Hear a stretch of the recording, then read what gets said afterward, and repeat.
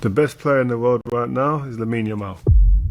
Oh, I love this guy, man. Seriously, this player is just like, what a player. I love him. You know, the French players, would talk a player down like that because what he's done at Barcelona as a 16-year-old, you have to actually just applaud it. You know, me as a football fan as well as a player. Most footballers wait their whole career for one moment that changes everything.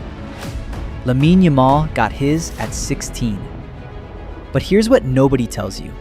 The moment that made him a star almost didn't happen.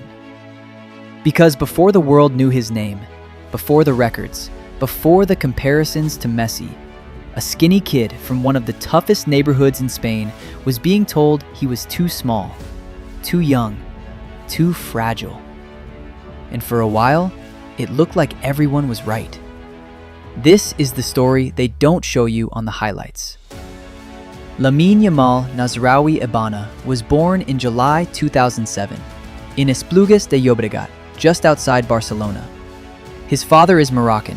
His mother is from Equatorial Guinea.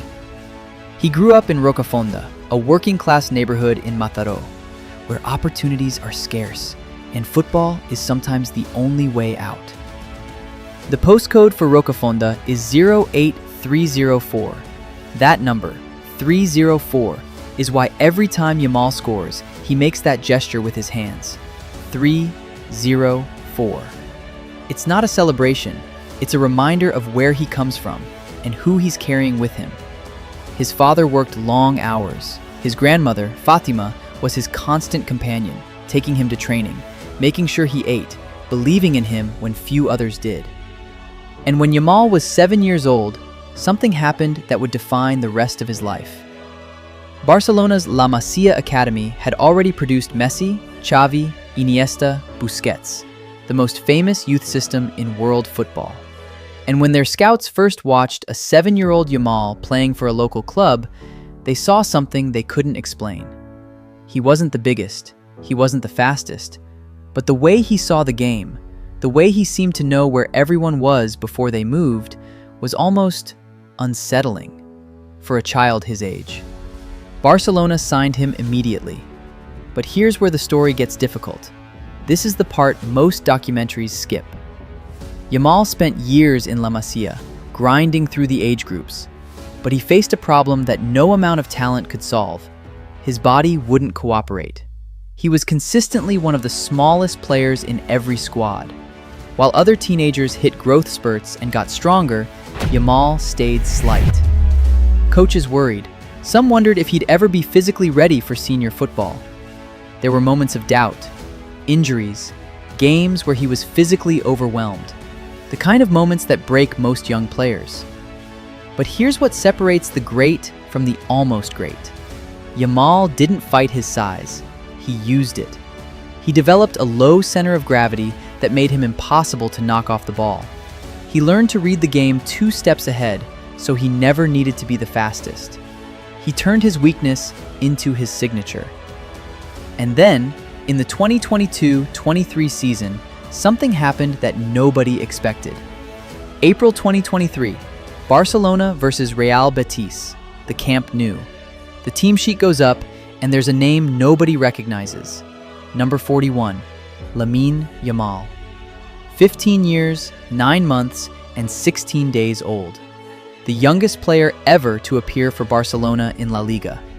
Xavi Hernandez, one of the greatest midfielders of all time, had watched this kid in training and seen something special.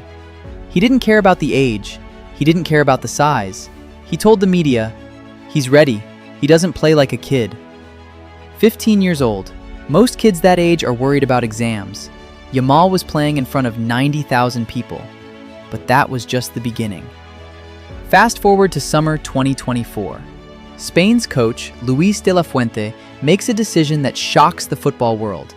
He names a 16-year-old as a starter for the European Championship. Not as a squad player, not as a development prospect, a starter. The records started falling immediately. Youngest player to appear at a Euros, youngest to provide an assist, then another assist, then a third, putting him in the same conversation as Fabregas and David Silva. But the semi-final against France was different, because this time, it wasn't just about football. French midfielder Adrien Rabiot publicly dismissed him, said a semi-final was too big for a teenager, said France would make him uncomfortable.